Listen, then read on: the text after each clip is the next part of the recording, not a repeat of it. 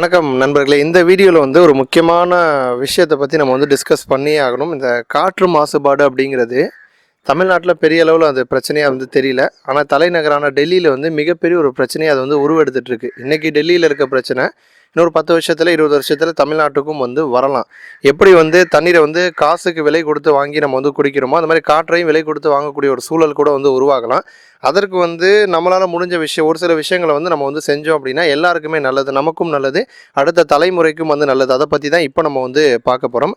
AQI அப்படின்னு சொல்லுவாங்க. காற்று அந்த மாசுபாடுடைய தரத்தை அளக்கக்கூடிய ஒரு அளவீடு. அதாவது ஏக்யூஐ அப்படின்னா ஏர் குவாலிட்டி இண்டெக்ஸ் அப்படின்னு சொல்லுவாங்க. இந்த ஏக்யூஐ தர குறியீடு இந்தியாவில் 2014 அறிமுகப்படுத்தினாங்க. எதற்காக அப்படின்னா இப்போ அந்த தரம் இப்போ இந்த இடத்துல எப்படி இருக்குது காற்று மாசுபாடு அப்படிங்கிறத நம்ம தெரிஞ்சுக்கலாம் அப்படிங்கிறதுக்காக தான் 2014 அறிமுகப்படுத்தினாங்க.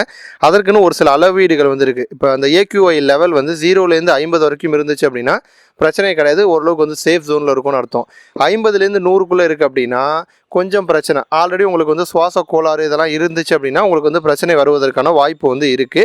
50 to 100 வரைக்கும், 51லேருந்து 100 வரைக்கும். இப்போ 100லேருந்து 200க்கு இடைப்பட்ட கேப்பில் அது இருந்துச்சு அப்படின்னா உங்களுக்கு நுரையீரல் பிரச்சனை, ஆஸ்துமா இந்த மாதிரி பிரச்சனை இருந்துச்சு அப்படின்னா இன்னும் கொஞ்சம் தீவிரமாகும் அப்படிங்கிறது அந்த அளவீடு.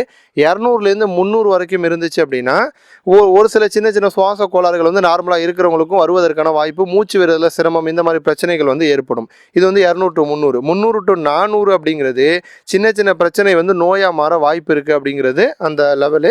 400 to 500 அப்படிங்கிறது நல்ல ஆரோக்கியமாக இருக்கக்கூடிய ஒரு மனிதனுக்கு பிரச்சனை ஏற்படுவதற்கான சூழல் உருவாகும். இந்த இடத்துல அந்த ஏக்யூ லெவல் 400லேருந்து 500 வரைக்கும் இருக்குன்னா நார்மலாக ஒரு இளைஞனுக்கு கூட பிரச்சனை வரும். அந்த மாதிரி ஒரு டேஞ்சரான லெவலு டெல்லியில் அந்த லெவலை ரீச் பண்ணிட்டாங்க. 500 வரைக்கும் வந்துருச்சு.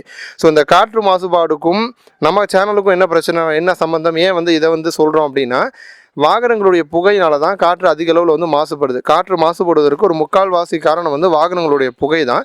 அப்போ நீங்கள் என்ன பண்ணுங்கள், முடிஞ்ச வரைக்கும் உங்களுடைய பைக்காக இருந்தாலும் காராக இருந்தாலும் ஒரு 15 வருஷத்துக்கு மேலே ஆயிடுச்சு அப்படின்னா பயன்படுத்துறதை நிப்பாடுறது நல்லது. அப்படி இல்லை இப்போ பைக் வாங்கி ரீசெண்டாக வாங்கியிருக்கீங்க, கொஞ்ச நாள் ஆயிருக்கு அப்படின்னாலுமே அதை ப்ராப்பராக சர்வீஸ் பண்ணுங்கள். ஏன்னா நீங்கள் சர்வீஸை கரெக்டாக பண்ணலை. இப்போ ஒரு சில பேர்லாம் பார்த்தீங்கன்னா இன்ஜின் ஆயில் மாற்றவே மாட்டாங்க, இன்ஜின் ஆயிலே இருக்காது. அப்படிப்பட்ட ஒரு பைக்கு டூ வீலர்லேருந்து இப்போ என்ன ஆகும் அப்படின்னா பின்னிலேருந்து வெள்ளை புகையாக வந்துட்டுருக்கும். இந்த மாதிரி புகை வரப்போ காற்று மாசுபாடு ரொம்ப அதிகரிக்கும். அதனால இந்தியா முழுக்கவே நம்மளால முடிஞ்ச ஒரு சின்ன விஷயத்த பண்ணோம்னா நமக்கும் நல்லது, அடுத்த ஜென்ரேஷனுக்கும் நல்லது. அதுதான் ப்ராப்பரா பைக்கு காரை சர்வீஸ் பண்ணுங்க. சர்வீஸ் பண்ணாம விட்டீங்க அப்படின்னா உங்களுக்கு ஒரு பிரச்சனை. என்ன பிரச்சனைனா ஏர் ஃபியூல் மிக்சர் எரியாது, சரியா எரியலனா நமக்கு மைலேஜ் கொடுக்காது, பிக்கப் இருக்காது, நமக்கு பண ரீதியாகவும் பிரச்சனை, சுற்றுச்சூழலே நம்ம மாசுபடுத்துறோம். அதனால முடிஞ்ச வரைக்கும் பைக்கு கார்களை ப்ராப்பரா சர்வீஸ் பண்ணி சைலன்சர்ல புகை வராத அளவுக்கு வச்சுக்கோங்க. புகை அப்படின்னு வரும்பொழுது ஆரம்பத்தில் பிளாக் ஸ்மோக் தான் வரும். அந்த பிளாக் ஸ்மோக் அப்படிங்கிறது ஆரம்ப ஸ்டேஜ்.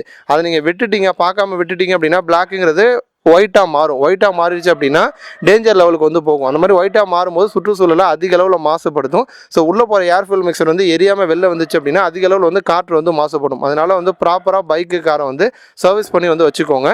இது மாதிரி இன்னும் பல முக்கியமான ஆட்டோமொபைல் செய்திகள் தெரிஞ்சுக்கணும் அப்படின்னா நம்ம சேனலை சப்ஸ்கிரைப் பண்ணுங்கள். நன்றி.